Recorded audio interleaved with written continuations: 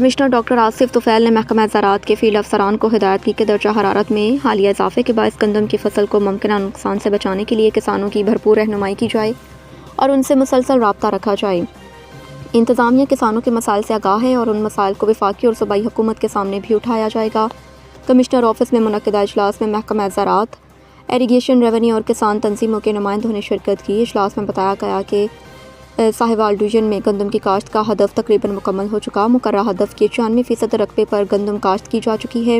Director زراعت چودھری شہباز اختر نے بتایا کہ ساہیوال ڈویژن میں 8,36,000 ایکڑ ہدف کے مقابلے میں 8,21,000 ایکڑ رقبے پر گندم کاشت ہوئی اور فصل کی مجموعی صورتحال تسلی بخش ہے۔ انہوں نے بتایا کہ نہری پانی اور کھادوں کی بروقت دستیابی کے باعث فصل اچھی ہے اور بیماریوں کا حملہ بھی نہ ہونے کے برابر ہے۔